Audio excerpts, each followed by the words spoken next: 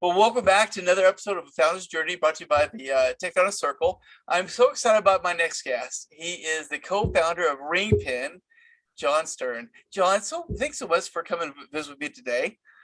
Thanks a lot for having me. Excited to be here. I love to hear your story. So let's just get right into it. Tell me, what brought the whole thing being a founder? I mean, how did that work for you?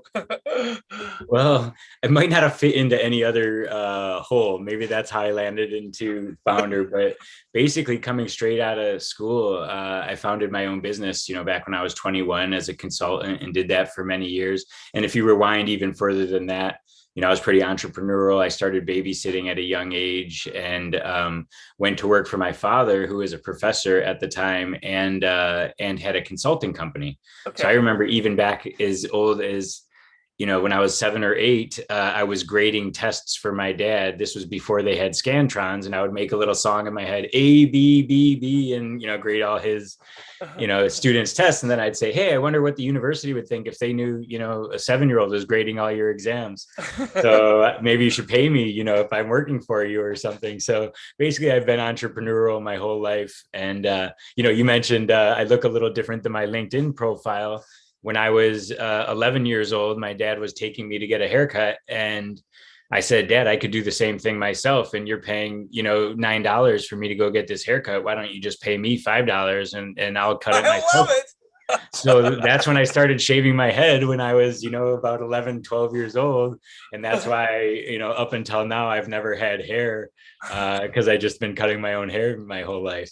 Um, That's amazing. I love that story. It actually didn't work. You know what? He said, you know what? I'll pay you for the haircuts, but then I'm going to charge you for rent. And you've been living rent free. So I didn't make any money out of it. But Oh, I wow. did, I did start cutting hair in college, I guess, for a little bit. So maybe it There you eventually go. came together. But I've always kind of been entrepreneurial, I guess, is the bottom line of that story. And, started my own thing right out of school, being a consultant and always involved in technology.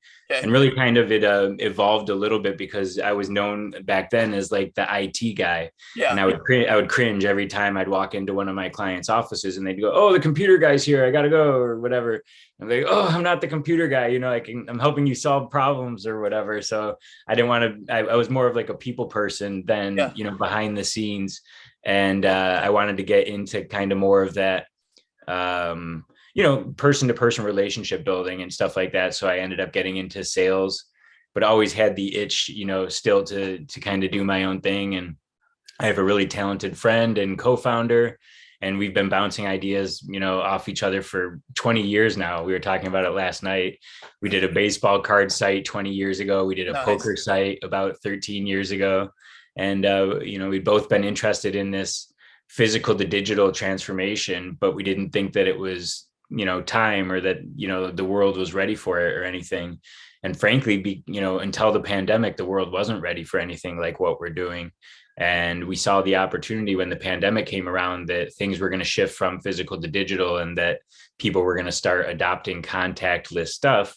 So that's how we, jumped into this most recent venture, really kind of something that we'd always been interested in, combined with the market opportunity changing overnight, basically, when Yeah. COVID came around the world. Yeah, well, it's amazing how COVID has been such a disruptor, both for good and bad, right? I mean, that's the reality. It's there's a lot there's a number of good things that have happened, like your opportunity, right? So that's great. So I mean, tell me as you got into this things, let's talk about some setbacks. What was your biggest one, and where's where's the real pain here? Oh, I mean, being a founder, there's pain every day, probably like three, 4, 5 times a day. So it's hard to find the biggest setback, which one to choose from. Uh, we've had partners though that just took like a really long time and then ended up not signing a deal or something, that we put a lot of time and effort into the pitch and sometimes even some development and everything. God, there's so many setbacks. It's impossible. And you basically have to have this irrational confidence and just keep on going. Like everything's going to work. Everything's going to work. Yeah. We the main setback that we had is that we built a lot before knowing exactly what we were going to do, and we ended up wasting some time and some effort and some money, basically building what we thought was going to be cool more so than what the customers were asking for. Gotcha. So So having to so kind of Yeah. So you feel like there wasn't enough validation early on? Was that what you felt like what happened there or what? Well, we just didn't really know where the value was. We thought, this is really cool. People are going to like this, but how much are they going to pay for it? Mm. And that's what we kept on kind of getting is like, hey, this is awesome. Love this stuff. I would love to do that. Yeah, we'll talk in a couple months or whatever. Like more that it was just like a nice to have and not like necessary or whatever. So we Mm-hmm. really wanted to make sure that we were solving a big problem and that, that what we were doing was worth the time and effort that we were putting into it. Gotcha. So I just like kind of leaned into talking to as many prospects and customers as possible and really made sure that, we had a little bit more focus on where we were targeting. And really it's a blessing and a curse because what we're doing can be applied to almost every industry. And when we're starting a company, like, oh, this would work so great in automotive, this would work so great in real estate, this would work so great in retail. And it was hard to really narrow down which one to go after because there were legitimate opportunities in all of them. Mm-hmm. But being a small team, we can't come to market in every area. So that's probably another one is we should have probably picked a guess earlier and tried to validate that guess instead of being like, oh, let's keep testing all of them, and see what's going to be, gonna play out. So probably those two, if those are two things, even Yeah. those two together. Yeah, that makes sense. Okay. So lessons learned along the way. Then obviously, quicker validation processes sound like one of them. What are some other lessons you think you learned? Yeah, and not just from this one, from my entire career, really. Like I think back when we were doing that poker thing I was telling you about, we had a meeting with ESPN. It was 2004, 2005, something like that, and they wouldn't sign our NDA prior to the meeting. And I canceled the meeting and I was like, okay, they won't sign it. They're going to steal whatever we're doing. And today I laugh at that, because the ideas are nothing if you're able to execute on those ideas. Yeah. And, we basically missed a big opportunity with a big company because I was so worried about them like stealing it when in fact we've had a million ideas since then. And what really matters is execution and not the ideas. And if you're not the best person to execute your ideas, then you don't really deserve to win anyways.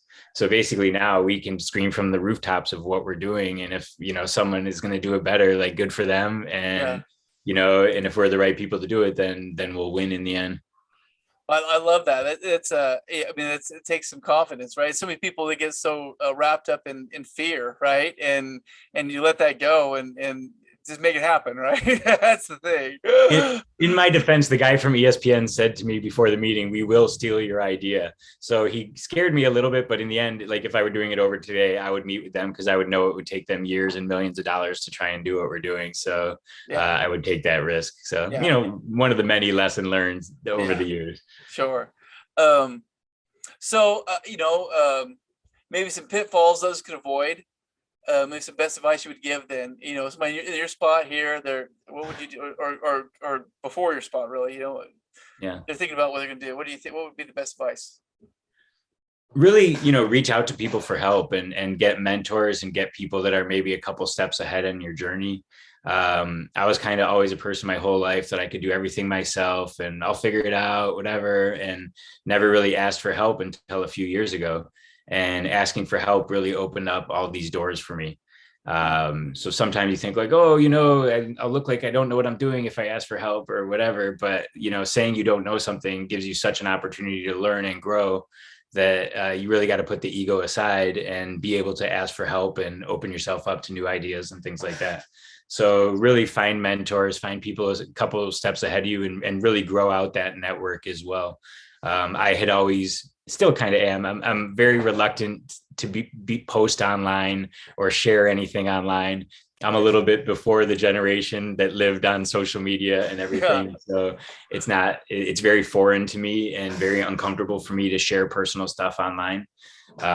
So like, getting people to push me to do that has really opened up my network and, introduced me to wonderful people and stuff like that too. So you really gotta, if you're trying to be a founder, you got to give yourself every chance to be successful. So you got to put yourself in uncomfortable situations and have those people that can, give you, I promised you, a clean conversation. So no BS, feedback on anything that you're doing. And so you can find those people that you can really trust and they're not just telling you what you want to hear. They tell you what you need to hear.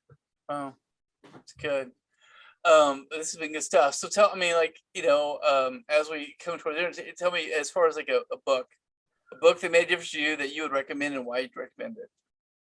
I have a bunch. I used to be a pretty big reader before I had kids. I Yeah. have a 6 and a 3-year-old now, so it's been a while before I really had a lot of time to sit back and enjoy some books. And I've gotten stumped on this question in previous podcasts, so I probably should come up with a better answer. One of my favorite books of all time is The Godfather. It's not necessarily, a business how-to book, but there is some business that takes place in it, and I don't think everything has to be business. I think people need to be relaxed and have some fun and entertained and well-rounded people. But, to give a double shout out, this is a book by Scott Leese, and he's actually the person that I went to help.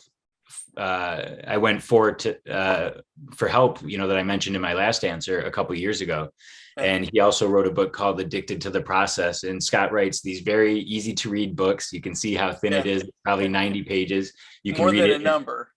More Than a Number is about, it's kind of a playbook for being a VP of sales, and Addicted to Process really teaches about how to enter into sales and what mindset you need about identifying problems and how to solve them. So I think that they're both really good books for people to, kind of see both sides, how to do sales, how customers see salespeople, and then also how corporations see their sales teams and executives.